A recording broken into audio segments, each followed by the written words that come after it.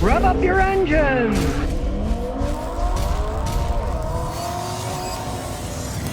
Well, is it true? Is Toyota going to revive the Celica with their new high-performance GR badge and that 2-liter 4-cylinder engine that puts out 400 horsepower? Toyota has officially confirmed that they're going to return the Celica. They have a trademark, and they say it's going to be a GR. And they're going to use the turbocharged 2-liter engine that has 400 horsepower and all-wheel drive. If you didn't know, at one point in time, they actually had all-wheel drive Celicas. They made a few of them, but they had a really underpowered engine. They weren't very fast. This thing would be a screamer. Now, the last Celica they made was in 2006, and they were extremely underpowered, right? Because originally, it was a weird thing, the Celicas. Pretty good engines in them, right? Some of them had those 6-cylinder engines, and they were screamers. But then, the second to last generation, and they were just basically rebadged Toyota Corollas, right? I've got a 94, and it's basically a rebadged Toyota Corolla. Same engine, same transmission, same brakes. The only difference is the suspension system in the body. Otherwise, it's a Toyota Corolla. Now they're talking about bringing the Celica back as an actual zingy little car. Now, I don't think it's going to matter all that much because they're not going to sell that many of them. I mean, the 2024 GR Corolla, they made 1,600 of them. Interesting. If they make the Celica, from a historical perspective, and somebody wants a zippy little sports car, but this isn't going to set the world on fire. People aren't buying sports cars anymore. It doesn't make sense for a company like Toyota that sells millions and millions of cars a year to produce things, and they sell 1,600 of them a year. It's just kind of a vanity thing for Toyota, I guess. Well, old Donald is attacking electric vehicles, and what does GM do? They're clapping back with their electric vehicle, right? Now they got a Blazer electric vehicle. And of all places, they're showcasing at the Daytona 500 races that NASCAR has every year in Daytona, Florida, right? So you got these screaming gasoline cars going all over the place. And GM is trying to push their electric Blazer. And here's what breaks me up. While Trump is pledging to revoke the electric vehicle mandate, as he says, and buy the car of your choice, here's what GM came back with. Customer choice is at the center of Chevrolet's success in the marketplace, offering one of the broadest lineups from first cars to supercars and everything in between, and making affordable vehicles for Americans. Well, one, I don't know what the heck they call affordable. The 2025 Chevrolet Blazer, the cheapest one is $46,000. Well, $45,995, $5 off, right? And that's before tax and everything. So it's well over $46,000, right? And the expensive ones can go up to $62,000. Oh, I lied. It's $61,995 again, right? If this fantasy land of Mary Barra, the head of GM, the CEO, thinks that's affordable to the average American, she's got rocks for brains. It's not affordable. They're still trying to push this crap. Now they're saying, well, you have a choice, and we're going to make affordable ones. They're not making affordable ones. What are they pushing? Another expensive EV. They just keep pushing these expensive electric cars, and it doesn't matter which way the wind's blowing. You shouldn't pay into the wind. That's kind of a stable thing, or it's going to land on you. Well, seems to me they're doing a lot of that lately. The wind seems to be blowing against electric cars, and they're trying to push it. Ironically enough, I mean, does anybody besides me see the irony? They're pushing an all-electric vehicle at a NASCAR race. It makes no sense at all, right? I mean, hey, well, it's just not the United States where Ford has problems. The Ford Escape was recalled due to a fire risk in Australia. The Ford Escape PHEV, plug-in hybrid electrical vehicle. Now, differentiated itself away from just a hybrid vehicle. Hybrid vehicle has a smaller hybrid battery. Well, the plug-in hybrids have a bigger hybrid battery, and you can actually plug them into the house. And in the case of these Escapes, they claim they can go up to 27 miles on electricity alone. The Toyota RAV4 is much better. I've got customers with them, and they can go 55 miles on electricity alone, including at highway speed, 60 miles an hour. Guess what happens? These stupid hybrid batteries are starting on fire in Australia. People in Australia are being warned. Due to a manufacturing issue, there may be a defect in one or more cells within a high-voltage battery. It could cause an internal short circuit, leading to a loss of motive power while driving. And can also start a fire, of course. These things are not ready for prime time, at least the way Ford makes them. Now, granted, Toyota plug-in hybrids, they have the least amount of problems, but they have better quality control. And obviously, they're better designed than the ones that Ford are making. I've seen the hybrid motor, the electric part, drives the car. In Toyota hybrids, 250, 300,000. Still humming along fine, the transmissions. They're CVTs, but they're e-CVTs, electronic CVTs.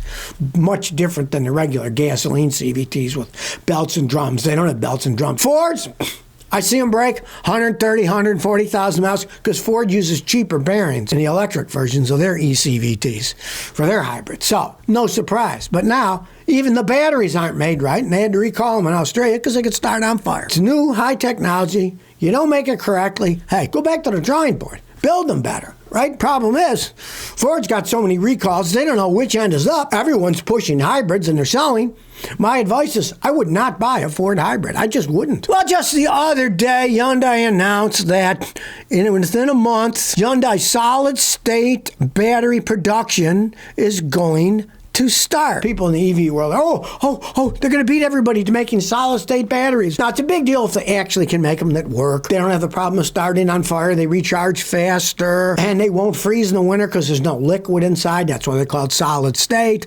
The ones they have now have a liquid electrolyte. Hyundai's trying to shake everybody. Next month, we're going to start building them in this factory. We got a production line, But get this. I did a little research to find out what the truth was. And the truth, as usual, is quite a bit different than what they're trying to say. Next month we're going to be building these in a factory. Because listen to what an expert said. And I quote, "Bear in mind that despite Hyundai confirming its solid-state production line to commence by the 9th of March this year, we're likely to only see these battery packs hit the streets in cars no sooner than 5 years from now," which is about the same time that brands like Toyota have promised to bring them to the market. We get these people promising, next month we're building solid-state batteries for cars. Then you find out it's going to be at least 5 years before they're actually out in the market. And then, if you listen to old Scotty and you value your money, I would wait another 5 years before I'd even buy one, because they could all be lemons. Who knows? Maybe get a solid-state battery 10 years from today. Maybe. Hey, so I tell people, don't go out buy an electric car today. You're making a big mistake. They cost too much. The technology isn't perfected yet. Maybe they will have a great solid-state battery technology 10 years from now. Who knows? But it doesn't exist today. And these people like Hyundai trying to say, look, we got a factory production line building these things. Now, then they say it's going to be 5 years before they actually hit the road. Well, NASCAR has a Camaro problem. You might wonder, what is that? Well, 2025, they want to race Camaros around in NASCAR, but they don't make them anymore. Right? They stopped making Camaros in 2024. Well, they actually stopped making them in December of 2023, but those were 2024 models.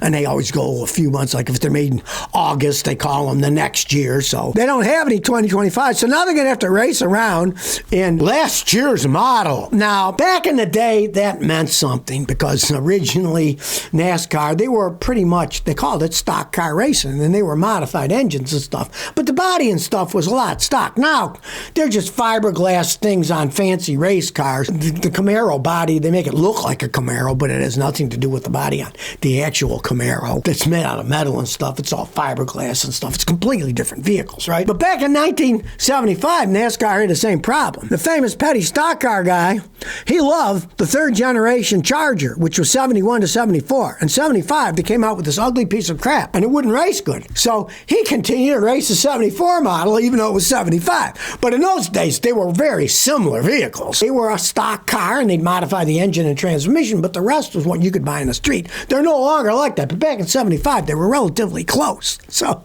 this isn't a new thing, erasing last year's model. But, GM's advertising a Camaro in a NASCAR races, you can't even buy one. That shows you how far away from the actual cars you can buy these NASCAR cars have become. They're race cars. They have absolutely nothing to do with what people actually buy. Just like NASCAR races those they have pickup truck races. Those aren't pickup trucks. Pickup truck looking bodies stuck on them. It has nothing to do with the pickup truck you're buying on the street. Well, here's a viewer who fixed his own car by watching my videos. That's what I'm here for. Sometimes it's simple, and this might happen to you. Greg Campbell says, "Scotty, we met before. You made a video about my old truck for me. I know next to nothing about cars until I watch your channel. You convinced me to carry a cheap Autel scan tool in my truck at all times. Yesterday I started my Ford. It had these codes, PO25A, UO 109. Check the fuel pump fuse, number 27. The fuse was not blown, but it was highly corroded. I put a new 20 amp mini fuse in that cost $1, and the truck fired right up, check engine lights went away, and the truck runs like new. Thanks for teaching me. Well, that's what I'm here for, to help people out. Hey, if you get a simple fix like that, you go to most mechanics, you have all those codes. Some guys, I've had people get those codes that before they met me, they went to another mechanic, charge them for a computer. They said, oh, you lost communications, the computer's bad, we're going to have to replace the computer. And the only thing wrong was the fuse was corroded. It wasn't even blown. That shows you one thing about modern cars. If there's a corroded fuse, it's corroded. So it takes more energy to go across the fuse. And on the other side, it doesn't get the correct amount of power.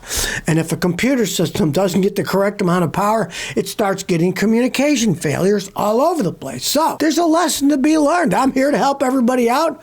And hey, I'm glad to help them out. So if you never want to miss another one of my new car repair videos, remember to ring that bell.